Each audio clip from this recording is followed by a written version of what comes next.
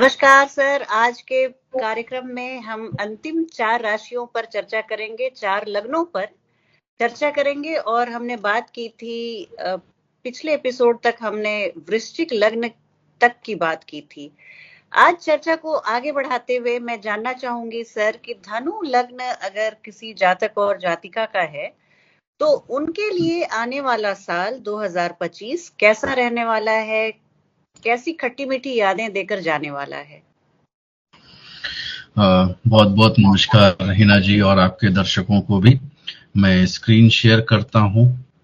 Screen share हो गई? जी जी sir.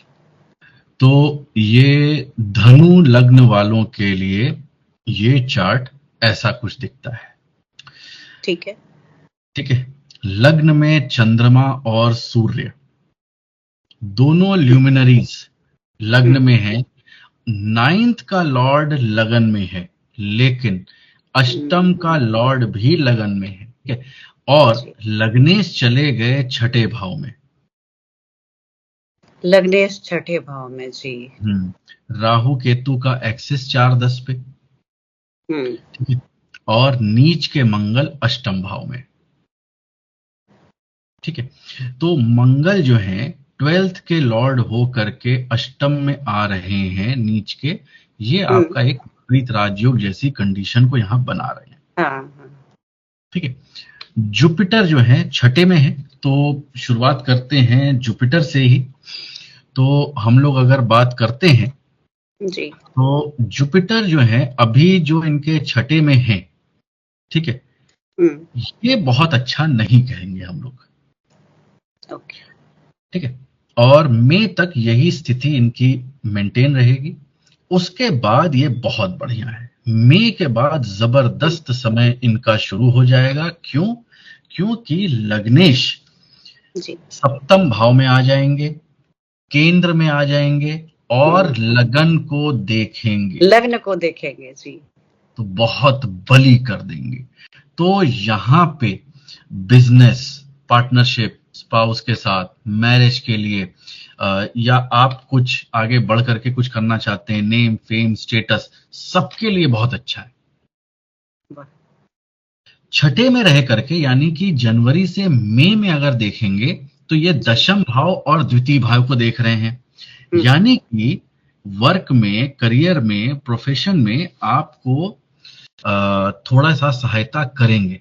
जबकि केतु यद्यपि विद्यमान है दशम भाव में, लेकिन फिर भी गुरु की दृष्टि की वजह से आप यहाँ पे बचे हुए हैं। ठीक है।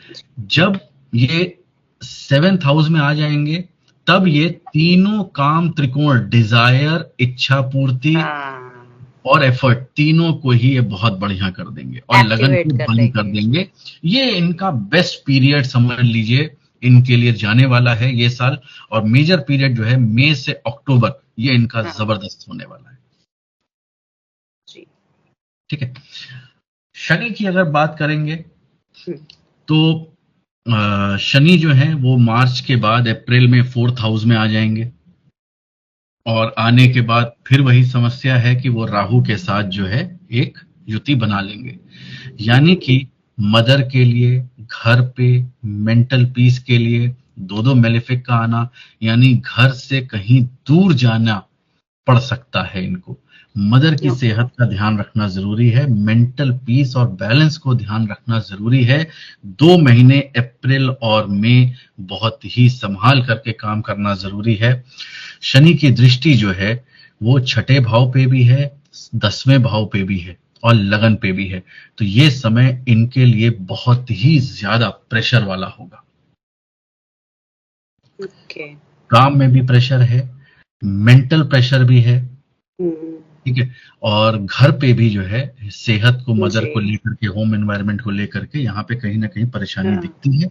अगर आप घर पे हैं तो हो सकता है आपको घर से कहीं बाहर यात्रा करें। और इस समय जो है प्रोफेशन को लेकर के आपको खास सावधानी जो है आपको रखनी पड़ेगी, क्योंकि केतु बैठे हैं और शनि और आ गए देख और एस्पेक्ट डाल रहे हैं। तो ये समय जो है बिल्कुल भी आपको बहुत संभाल करके 2 महीना निकालना है। हो सकता है कि आपका मन जो है वो बिल्कुल हट जाए काम करने से इस समय पे।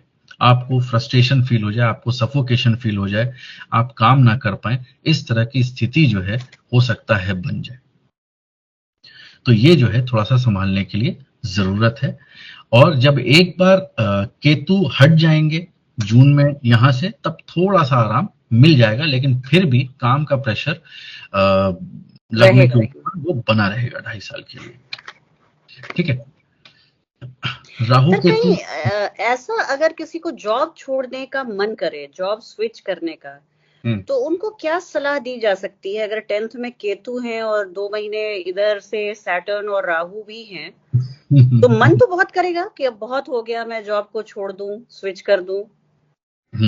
देखिए, बहुत अच्छा सवाल है। आपको प्रोटेक्शन जो है वो जुपिटर दे रहे हैं मई तक। हाँ हाँ जी। ठीक है, तो मिड मई तक तो आपको जुपिटर दे रहे हैं, तो आप जो है जुपिटर की हेल्प लीजिए। केतु बैठे हैं तो आप गणपति जी की रेगुलर पूजा करिए, मेडिटेशन करिए। ठीक है, आप केतु से रिलेटेड जो दान पुण्य होते हैं उसको आप कर सकते हैं। ठीक है, तो ये सारी चीजें जो है की जा सकती हैं। और मजबूत जो है, आप जुपिटर को मजबूत करिए। हाँ, लग्नेश को बलि करना तो सर बहुत फायदेमंद रहेगा ही रहेगा। हाँ, क्योंकि लग्नेश देख भी रहे हैं छठे घर से बैठ करके। हाँ, ठीक, तो जितना ज्यादा ये बलि करेंगे अपने लग्नेश को जी, उतना इनके लिए फायदा होगा। फैमिली मेंबर्स, फैमिली में एडिशन, न्यू एडिशन, नन्ही परी या नन्हा मेहमान आ सकता है सर। सेकंड हाउस में गुरु की दृष्टि है, अमृत दृष्टि, परिवार में बढ़ोतरी जी बिल्कुल बिल्कुल हो सकती है। और ये जो है आपको इस समय भी जो है इनको वर्क प्लेस में अच्छा एक सिचुएशन मिला है, फैमिली में ग्रोथ है, फिनेंसेस में ग्रोथ है, ये सारी चीजें इनको लग्नेश दे रहे हैं। ठीक है, तो यहाँ पे जो है यथास्थिति जो है खराब नहीं है, लेकिन अप्रैल आने के बाद इनको एक्चुअल प्रेशर फील होना शुरू होगा। ये 2 महीना, ठीक है, तब तक कोई प्रॉब्लम नहीं है।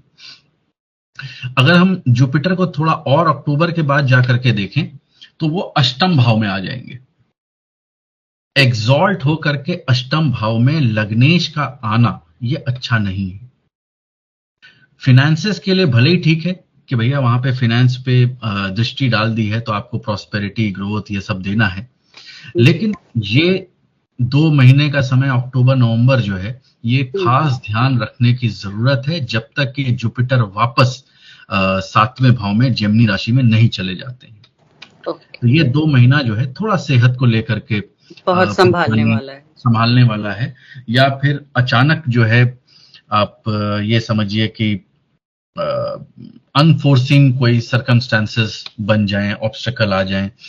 ठीक है, या ये भी कह सकते हैं कि जो लोग शोध करना चाहते हैं, नॉलेज के अंदर डीप रिसर्च करना चाहते हैं, ठीक है, उनके लिए भी ये हेल्प कर सकता है।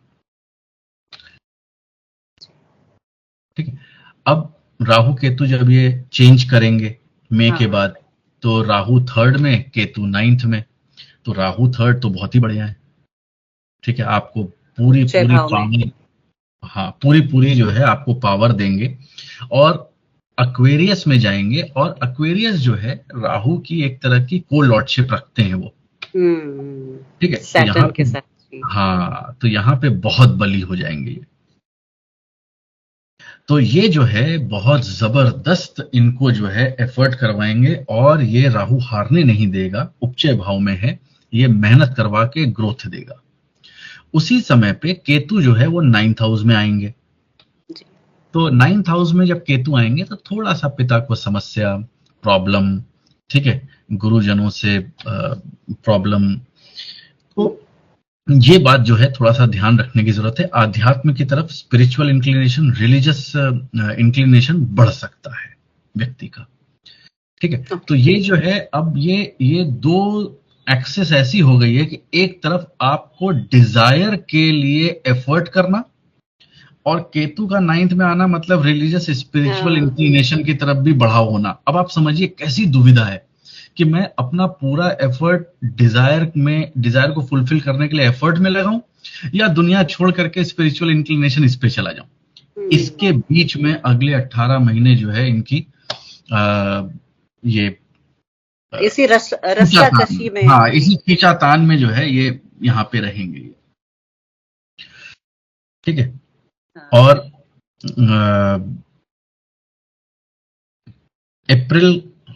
अप्रैल और का मंथ बहुत अच्छा रहेगा इनके लिए। 15 अप्रैल से 15 मई तक का समय इनके लिए बहुत अच्छा रहेगा। फिर अगस्त का मंथ इनके लिए बहुत अच्छा रहेगा। जून का मंथ इनके लिए अच्छा रहेगा, स्पेशली बहुत सक्सेस इनको देने वाला रहेगा जून का मंथ।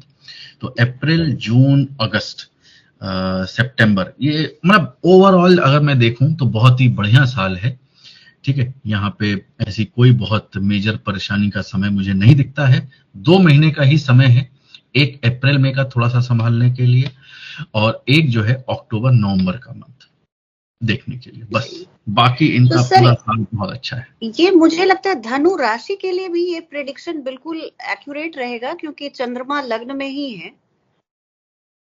हाँ, जिनका चंद्रमा धनु में है उनके लिए भी ये प्रेडिक्शन सही जाएगा, बिल्कुल सही कहा जी, ठीक है। तो धनु वालों के लिए बढ़िया समय है, और दशा अगर अच्छी चल रही है तो आपको बहुत ऊंचाई तक ले जाएगा जी। प्लैनेट्स ने जितना सपोर्ट करना था कर रखा है, बहुत बिल्कुल पूरा सपोर्ट। स्पेशली लग्नेश की बात जो आपने बताई सर, मई के बाद एक बहुत ही सुनहरे भविष्य की हम कामना करते हैं आपके लिए। बिल्कुल, हाँ, लेकिन ताकत पूरी लगवाएगा, एफर्ट पूरी लगवाएगा, प्रेशर, दबाव, जैसे एक सुना था, दबाव बने रहना चाहिए। तो शनि जो है वो रगा के रखेंगे, क्योंकि ऑप्टिमम रिजल्ट्स के लिए वो तनाव देना वो जरूरी होता है, तो वो वहां पे रहेगा। ये सर हमेशा मैं बोलती हूँ कि जब भी कोयले में जब वो हीट और प्रेशर के बाद ही वो डायमंड में तब्दील होता है। बिल्कुल तो सैटर्न, शनि देव भी वही चाहते हैं, अपने जातक और जातिकाओं से बेस्ट उनका जो कैपेबिलिटीज है उसको वो बाहर निकालना चाहते हैं। बिल्कुल सही।